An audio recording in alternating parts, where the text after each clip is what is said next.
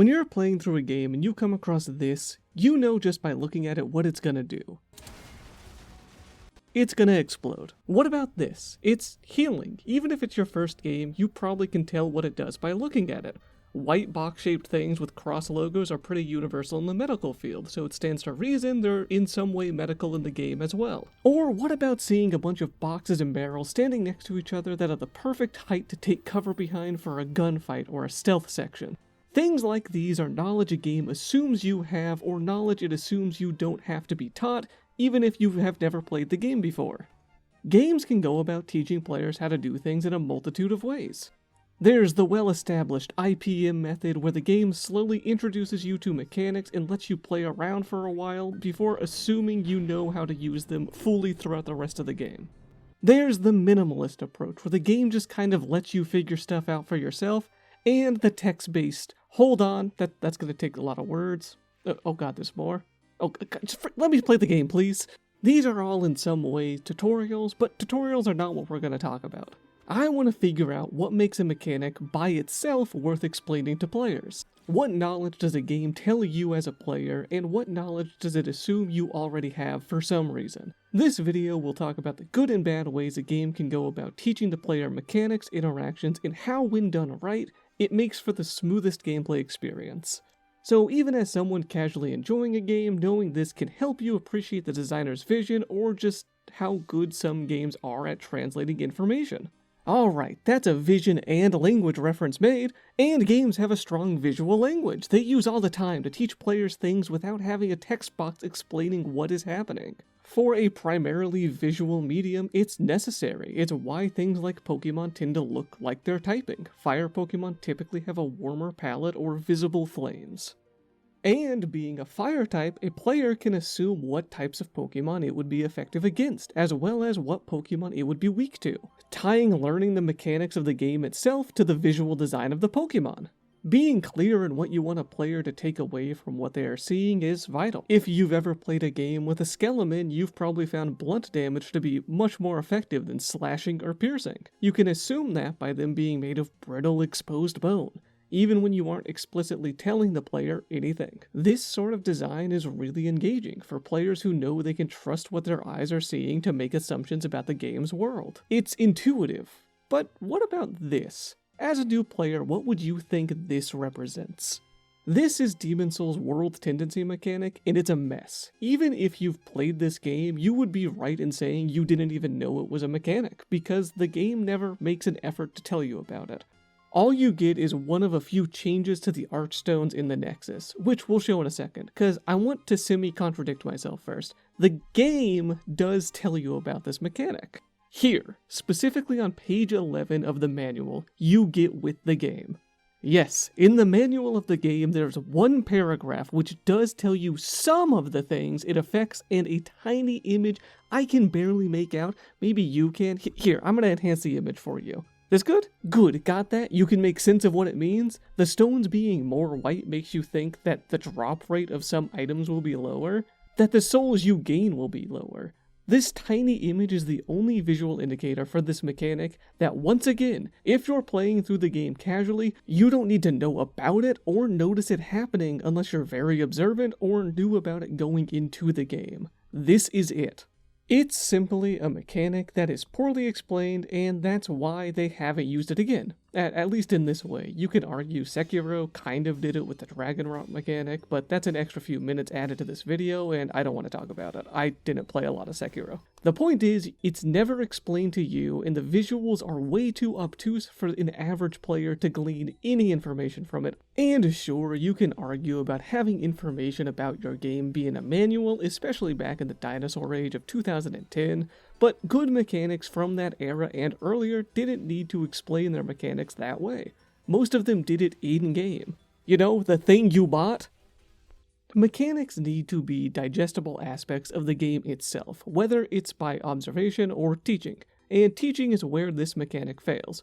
One text prompt, or better yet, some NPC dialogue that could at least hint that there was even a mechanic here would go a long way. This was a long example of how a game does a poor job of teaching the player the rules of the game itself. So what do games do well to make teaching a seamless experience? A small example I came across recently is in Yakuza Kiwami. I'm just getting into this series, and starting the first game has a really nice small tutorial for how to use shops. I know it doesn't sound flashy or exciting, but it's really well done, just bear with me. At the start of the game, you go to buy a ring for a childhood friend's birthday. We head to the jewelry store to buy the ring, teaching us, the player, we can go into some buildings to buy things. The ring ends up getting swiped by a pickpocket, so we use the NPC civilians to find out where the pickpocket ran off to, showing that the random word bubbles and talking to passerbys can lead to information and hints about where you need to go for a quest's objective. After fighting the pickpocket, we have a quick tussle and learn he already sold it to a pawn shop, reinforcing that combat and using shops are going to be common occurrences. We go to the pawn shop where we find out we'll be having to buy it again for the same price. So back out we go to get money from a friend and come back and find it's even more expensive, so we get more money. Go back to the pawn shop again, where the shopkeeper gives it to us for free after learning it was ours to begin with and he can't sell stolen goods anyways. Finally ending this tutorial by teaching us the importance money is going to have in this game. Within the first 30 minutes of this game, excluding the story dialogue and cutscenes, Yakuza Kiwami teaches you, the player, most of the major mechanics, and even hints at another major mechanic, one that will become important after the first chapter, all while keeping it in-universe and never feeling like it's lecturing you on the mechanics as if they're going to be on a test later. It's the IPM method we talked about at the start. The game introduces you to a mechanic, in this case using a shop in the combat, then lets you practice the mechanic by showing it off more, then finally trusting that you fully understood it, the game lets you master it on your own as you play the rest of the game. Yakuza Kiwami has a lot of great design in it, and some not so great design, and I'm probably going to talk about it in a lot of future videos, so just be ready for that. And you can be ready for that by subscribing. It helps out a lot, and it's free. Go do it. The IPM method is probably the most used way to get players enjoying your game quickly without making it feel like they're being pulled by the ear to do it. Now, I'm not supposed to share this one, but there's talk about a hidden way to teach your players as well. Most game companies are too afraid to put it in their game because a large majority of players don't like it or some such nonsense. It's easy to do and can make for the best game experiences, at least for a player like me. And it's when a game fully lets me find things out for myself. I don't want all games to do this, nor do I always like this, but when it's done right in a genre of game I already enjoy, boy howdy do I fall in love with that game. An important note, these types of games do still teach you information and mechanics about them, their way of doing it is just more reliant on the players going out of their way to find that information. Outward here is a game I never shut up about, and it's because of how good it is if you let it be. And it's a great example of what I call the good luck and find out approach to teaching, where the game only tells you the bare necessities to get by, if anything. It lets you uncover the bulk of the mechanics for yourself. These games are typically pretty niche, and a lot of people might suggest playing it with a guide or wiki open on another monitor, which I think defeats the design philosophy of these games almost entirely, which is to fully immerse yourself in the world and find the information you need in the game itself, not when it's the most convenient for you.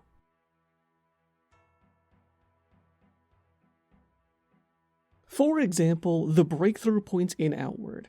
Every new character you make gets 3 breakthrough points, no more, no less. They're used to fully devote yourself to 3 of the 8 classes in the game. As a new player who knows nothing about this game, you can see from the menu you have 3 and assume that's all you get. That sounds stressful and like a huge commitment at the start of the game, which it is, but the breakthrough skills also cost significantly more money than the skills below it, taking some of that stress away from the player by giving them a new goal to figure out. In this case, how do we get money?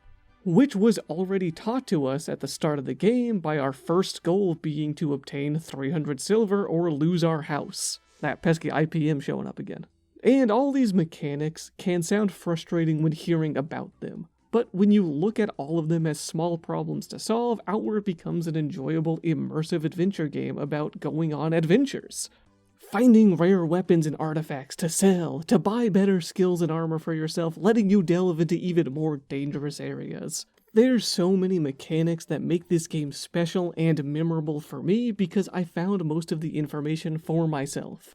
Whenever I committed to using a breakthrough point, it was because the skill that made me want to use it sounded fun for my playstyle and what I like from video games.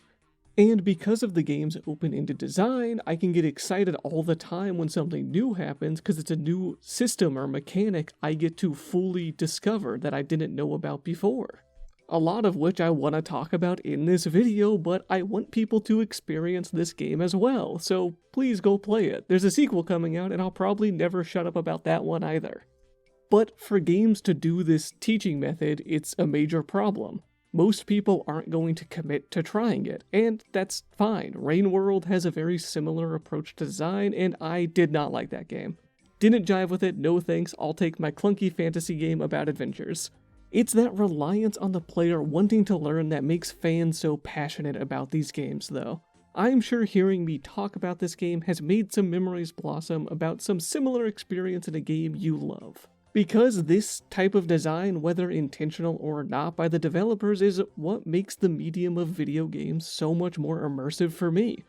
Learning what a game is trying to convey to you through its mechanics is important. If you're struggling with a particular mechanic or finding it hard to stick with a game you've started, before giving up or leaving a negative review, stop and ask yourself why the developers put this here. Am I missing something that will make this experience better for me? Or simply, why am I not having fun here? By knowing what the game has taught you, how you can use that information, and why things are presented as they are, then you can complain online about how freaking ridiculous it is how many freaking flying enemies are in freaking Silksong!